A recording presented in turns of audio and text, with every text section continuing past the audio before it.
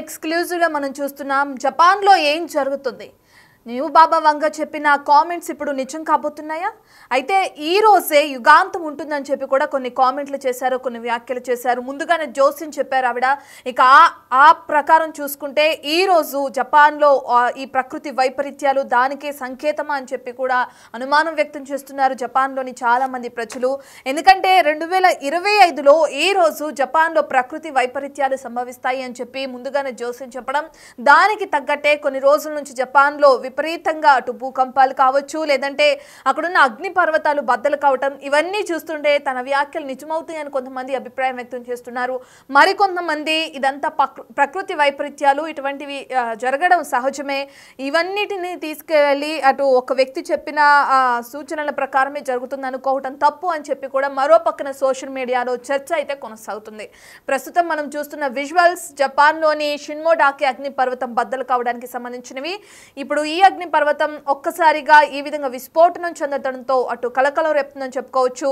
సుమారు ఇది 2-3 రోజుల క్రితం బుధవారం అని చెప్పుకోవచ్చు. బుధవారం అర్ధరాత్రి అగ్ని పర్వతం నుంచి దట్టమైన పొగ కమ్ముకుంటూ కూడా మనం ఫస్ట్ బాక్స్ లో చూస్తే ఏ విధంగా అయితే అగ్ని పర్వతం విస్ఫోటనం చెందిందో దానికి సంబంధించిన ఆ పిక్చర్ ని చూస్తున్నాం.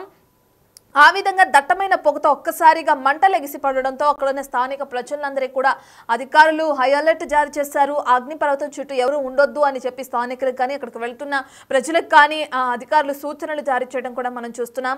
సో ఒకదాని తర్వాత ఒకటి వస్తుంటే ఏదైతే బాబా వంగ చేసిన వ్యాఖ్యలు ఉన్నాయో అవి ఇప్పుడు నిజం కాబోతున్నాయని చర్చ కూడా మొదలవుతుంది. రైట్, దీనికి సంబంధించిన పూర్తి డీటెయిల్స్ అందించడానికి మా ప్రతినిధి రామ్దాస్ అందుబాటులో ఉన్నారు.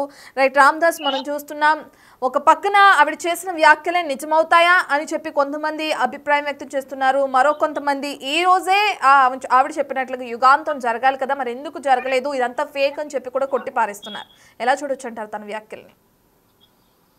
ఇప్పుడు రియో త్సుకి మాంగా ఆర్టిస్ట్ బాబా మాంగా చెప్తున్న అంశాల ప్రకారం ఇప్పుడు విపత్తు సంభవించే ముందు ఖచ్చితంగా ఏదో ఒక భారీ సూచనలు ఉంటాయని చెప్పింది. దాని ప్రకారం ఇప్పుడు ప్రస్తుతం జపాన్ లోని కిరిషిమా పర్వత శ్రేణిలో ఉన్నటువంటి మౌంట్ షిన్మో ఎడాకి అగ్ని పర్వతం అయితే బద్దలైన పరిస్థితి. సరిగ్గా ఇది 2వ తారీఖు అంటే బుధవారం నాడే ఆ రోజు మధ్యాహ్నం 3:30కు బద్దలైంది. ఇది పరిణామంలో ఒక్కసారిగా జపాన్ వాతావరణ సంస్థ కూడా 3వ ప్రమాద హెచ్చరిక జారీ చేసి అప్రమత్త స్థాయిని కూడా పెంచిన పరిస్థితి. దీని ద్వారా 2 మైళ్ళ పరిధిలో రాళ్లు, అలాగే దానికి సంబంధించినటువంటి బూడిద కావచ్చు, ఆ రకమైనటువంటి పైరోక్లాస్ట్ ప్రవాహాలు ఏంటంటే లావా ప్రవాహం ఉంటుందని చెప్పారు. అప్రమత్తంగా ఉండమంటూ సూచించిన పరిస్థితి. అయితే ఇక్కడ మనకు ఒకటి రిలవెంట్ గా ఇక్కడ భారీ భూకంపానికి ఈ సెస్మిక్ యాక్టివిటీకి ఓటాన్ యాక్టివిటీకి చాలా రిలవెంట్, చాలా దగ్గర సంబంధం ఉంటుంది. ఎందుకంటే ఎప్పుడైతే వల్కానిక్ యాక్టివిటీ ఉంటుందో భూమి పొరల్లో ఉన్నటువంటి ఆ ఒత్తిళ్లు రాపిళ్లు గురైన నేపథ్యంలోనే తిరిగి సముద్ర గర్భంలో కూడా ఏళ్ల సంవత్సరాల కింద అంతర్భాగమైనటువంటి పర్వతాలు కూడా బద్దలవుతుంటాయి సైంటిఫిక్ గా ఇదంతా కూడా. సో ఆ నేపథ్యంలో అక్కడ మనకు యురేషియన్ ప్లేట్స్, అలాగే పసిఫిక్ టెక్టానిక్ ప్లేట్స్ కదలికలు ఇవన్నీ కూడా సెట్ చేసుకుంటున్న క్రమంలో భారీ భూకంపం మీద కూడా సంభవించే అవకాశం ఉందని శాస్త్రవేత్తలు చెప్తున్నారు. ఇదంతా సైంటిఫిక్. అండ్ అదర్ సైడ్ ఇక్కడ బాబా వాంగ చెప్తున్న దాని ప్రకారం ఈ జూలైలో ఖచ్చితంగా ఒక భారీ విపత్తు అయితే సంభవించబోతుందంటూ ఆమె చెప్పినటువంటి ద ఫ్యూచర్ ఐస్ అంటే నేను దర్శించిన భవిష్యత్ పేరుతో స్వయంగా ఆమె రాసిన పుస్తకం అయితే ఇప్పుడు పెను సంచలనంగా మారుతుంది. ఈ నేపథ్యంలో జూలై 5th డిజాస్టర్ పేరుతో ప్రస్తుతానికి ట్రెండ్ అవుతున్న నేపథ్యంలో ఈ వరుస ఘటనలన్నీ కూడా దానికి బలం చేకూర్చే విధంగా ఉన్న పరిస్థితి కనబడుతుంది. ప్రధానంగా ఇప్పుడు జపాన్ వ్యాప్తంగా కూడా ఇదే ఆందోళన కనిపిస్తుంది. ముఖ్యంగా ఆ విపత్తుకు ముందు జరిగే పరిణామాల ఆ పర్యవసానాలంటూ కూడా చాలా మంది దీనికి సంబంధించి చర్చించుకుంటున్న పరిస్థితి. ఇప్పటికే జపాన్ వ్యాప్తంగా టోకరా దీవుల్లో దాదాపుగా 10-12 దీవులు ఉన్న టోకరా దీవుల్లో ఇవాళ కూడా కుషు ప్రాంతంలో అక్కడ 5.5 మాగ్నిట్యూడ్ తో ఎర్త్ క్వేక్ వచ్చింది. దాన్ని కూడా శాస్త్రవేత్తలు ఎప్పటికప్పుడు అధ్యయనం చేస్తున్న పరిస్థితి. కానీ ఆశ్చర్యకరంగా ఇప్పటి వరకు శాస్త్రవేత్తలు అయితే సునామీ హెచ్చరికలు అయితే జారీ చేయని పరిస్థితి.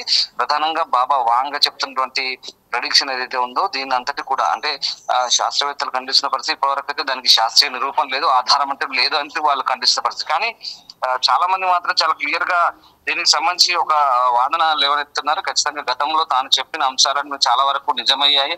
డయానా మృతి కావచ్చు, బ్రిటన్ యువరాణి, అలాగే బరాక్ ఒబామాకు సంబంధించి కావచ్చు, 2011 సునామీకి సంబంధించి కావచ్చు, కరోనాకు సంబంధించి కావచ్చు, ఇంకా అనేక అంశాలు తాను చెప్పిన అంశాలు తను ఊహించి ఒక బుక్ రూపంలో పెడుతుంది, ఆర్ట్ రూపంలో రాస్తుంది, దాన్ని తిరిగి బుక్ లో రాస్తుంది అని చెప్తున్నారు.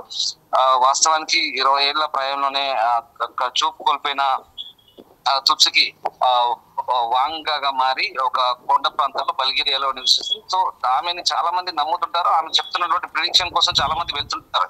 కేవలం భౌగోళిక పరిస్థితులే కాదు, రాజకీయ సమకాలీన అంశాలపై కూడా ఆమె చెప్పే అంశాలు చాలా వరకు నిజమయ్యాయి. దీంతో ఆమె చెప్తున్నటువంటి వాదనకు సంబంధించి కూడా జూలైలో ఏదో భారీ విపత్తు సంభవించబోతున్నట్టుగా అక్కడ మనకు ఒక జైంట్ క్లౌడ్ ఒకటి, అంటే భారీ మేఘం ఒకటి పోర్చుగల్ సముద్ర తీర ప్రాంతంలో కూడా భారీ మేఘం ఒకటి ఆవరించింది. పసిఫిక్ ముఖ్యంగా ఇటు జపాన్ అలాగే ఫిలిప్పైన్స్ ఖచ్చితంగా ఒక ఏదో భారీ ఉత్పాదన జరగబోతుంది. సముద్ర ఈ భారీ అలలు ఆకాశాలు ఎగిరిపోతాయి, అవన్నీ కూడా జపాన్ తీరాన్ని ముంచెత్తాయంటూ ఆమె చెప్పబోతున్నటువంటి అంశాల ఆధారంగా ఇప్పుడు ఈ అగ్నిపర్వతం బదులయ్యే అంశాన్ని కూడా దానికి చాలా మంది అన్వయించుకుంటున్నారు. సో దానికి ముందుగానే ఈ సూచనలు ఇవన్నీ కూడా ఒక సిమ్టమ్స్ గానే చాలా మంది భావిస్తున్న పరిస్థితి. సో ఏదేమైనా శాస్త్రవేత్తలు మాత్రం దీనికి సరైన నిర్ధారణ లేదు, శాస్త్రీయ నిరూపణ లేదని చెప్తున్నప్పటికీ కూడా అటు జపాన్ వాతావరణ సంస్థ జేఏమీ మాత్రం నిరంతర పర్యవేక్షణ చేస్తుంది. ఇప్పటికీ ఈ వోల్కనో యాక్టివిటీకి సంబంధించినటువంటి సంకేతాలను గుర్తించి వీళ్ళంతా కూడా అప్రమత్తం చేసిన పరిస్థితి కనబడుతుంది. సో ఏదేమైనా సైంటిఫిక్ గా ఆలోచిస్తే వోల్కనో యాక్టివిటీ, సెస్మిక్ యాక్టివిటీ రెండు కూడా రిలవెంట్ గా ఉంటాయి కాబట్టి ఖచ్చితంగా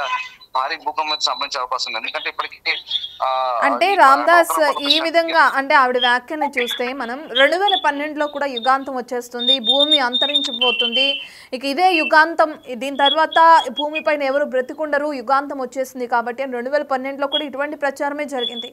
మనం అప్పుడు చూసాం, బట్ అప్పుడు ఇటువంటిది ఏమీ లేదు. కానీ ఈసారి మాత్రం అంటే ఈ సంవత్సరం మాత్రం ఎక్కువగా జపాన్లో ప్రకృతి వైపరీత్యాలు కానీ మీరు చెప్పినట్లుగానే భూకంపాలు కానీ అగ్నిపర్వత విస్ఫోటనాలు కానీ జరుగుతున్నాయి. సో దాన్ని బట్టి ఎలా చూడొచ్చు అంటారు?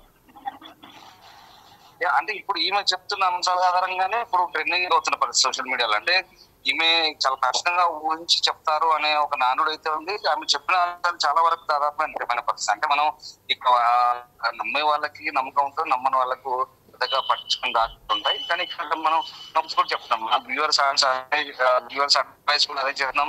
కేవలం మనం ప్రేక్షకులకు ఒక అప్రమత్తత గానీ మనం ఇది సూచిస్తున్న పరిస్థితి. అంటే ఇలాంటి వార్తలు మనం కూడా ప్రసారం చేయడం, పదే చెప్పడం ద్వారా వాళ్ళకి చెప్పేది ఏంటంటే కేవలం ఒక నమ్మకాలు అపనమ్మకాలు అనేది వాళ్ళ విచక్షణ ఆధారపడి ఉంటుంది. సో వాటెవర్ ఏదేమైనా ప్రపంచవ్యాప్తంగా ప్రస్తుతం ఇది ట్రెండింగ్ లో ఉన్న పరిస్థితి అయితే కనపడతా ఉంది.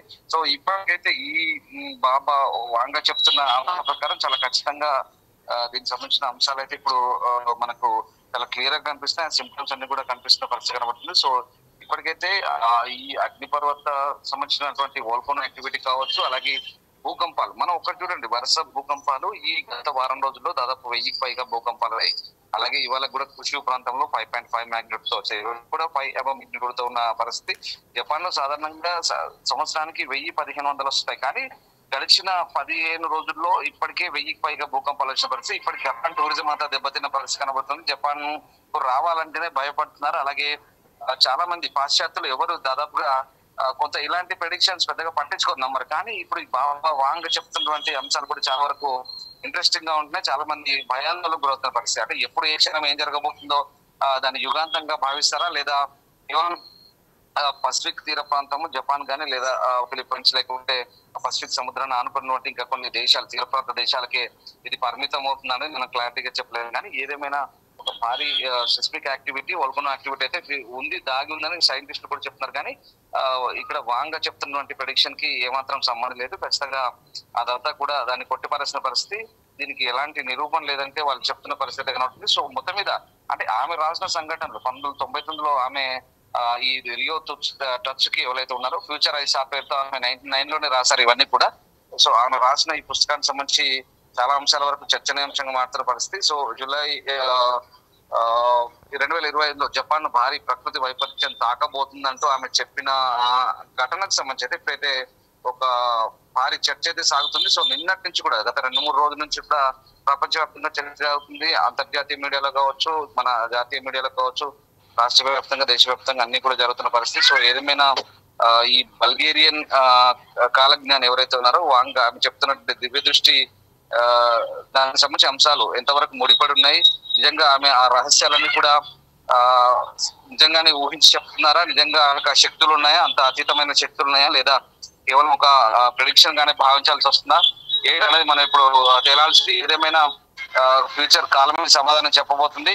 సో మొత్తం మీద గత విస్ఫోటనాలు అలాగే ఇవన్నీ కూడా కొంత రిలవెంట్ గా కనిపిస్తున్నాయి, చరిత్రకు కొంత లింకప్ అయినా కాబట్టి ఇప్పుడు మీరు చెప్పే అంశాన్ని బట్టి కూడా కొంచెం చాలా మంది ఊహించుకుంటున్న పరిస్థితి కనబడుతుంది. సో ఏదేమైనా ఇది ఆసక్తికరంగా మారుతుంది.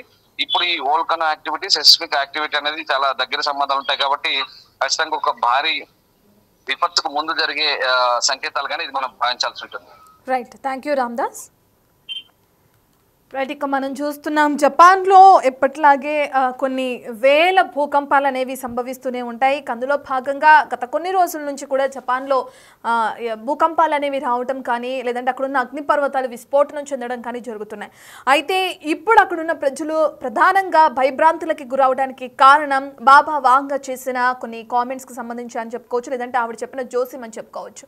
ఇక ఆ కారణం చేత ఈ రోజే యుగాంతం ఉంటుంది, ఈ రోజే ప్రపంచం అంతమైపోతుంది అని చెప్పి కూడా జపాన్లో ఉన్న ప్రజలు ఆందోళన వ్యక్తం చేయడం కూడా మనం చూస్తున్నాం. ఇప్పటికే ఏదైతే ఆవిడ చెప్పిన జోస్యానికి సంబంధించిన కొన్ని వ్యాఖ్యలు వైరల్ గా మారినాయో, ఇక దాని తర్వాత జపాన్ కి సంబంధించిన టూరిజం కూడా బాగా దెబ్బతిందని చెప్పుకోవచ్చు. ఇక దీంతో జపాన్ కి తిరిగి రావాలి, ఎటువంటివి ఏమీ జరగవు, మేము భారీ భద్రతా బాధ్యతలు కూడా తీసుకుంటున్నామని చెప్పి అక్కడ ఉన్న అధికారులు కూడా తెలియజేశారు.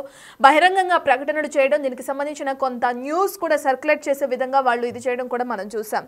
అయితే ఈ రోజు కూడా అక్కడ మళ్ళీ ఏదైతే భూకంపం రావడం కూడా చూస్తున్నాం. 5.5 తీవ్రతతో భూకంపం వచ్చింది. దానికి సంబంధించిన ట్వీట్ మనం స్క్రీన్ పైన చూస్తున్నాం. ఒక పక్కన బాబా వాంగ చేసిన వ్యాఖ్యలు నిజమవుతాయా, ఈ రోజు యుగాంతం వస్తుందా, చెప్పింది నిజం అవ్వబోతుందా అని చెప్పి అందరిలో ఆందోళన నెలకొంది. మరోపక్క సోషల్ మీడియాలో ఇటువంటి ప్రకృతి వైపరీత్యాలు అనేవి కొనసాగుతూనే ఉంటాయి. మనం 2012లో కూడా ఇదే విధంగా చూసాము. సో ఎవరో చెప్పిన జోస్యాన్ని నమ్మి మనం గుడ్డిగా ఇప్పటి నుంచే భయభ్రాంతులు చెందొద్దు, భయానికి గురి కావద్దు అని చెప్పి కూడా సోషల్ మీడియాలో చర్చ జరుగుతుంది. ఇక ఏదేమైనప్పటికీ ఇదంతా ఫేక్ న్యూస్ అని కొట్టిపారేసే వాళ్ళు కొంతమంది ఉన్నారు. ఇక ఇప్పుడు వస్తున్న భూకంపాలు కానీ అక్కడ జరుగుతున్న అగ్నిపర్వత విస్ఫోటనాలకి సంబంధించి కానీ నిజంగానే ఆవిడ చేసిన జోస్యం, ఆవిడ చెప్పిన జోస్యం కూడా నిజమవబోతుందని భయభ్రాంతులకి గురవుతున్న ప్రజలు కూడా జపాన్లో ఉండడం కూడా మనం చూస్తున్నాం. ఏదేమైనా బాబా వాంగ చేసిన వ్యాఖ్యలు ఎంతవరకు నిజమవుతాయి ఏంటి అనేది మనకు తెలియాల్సిందే.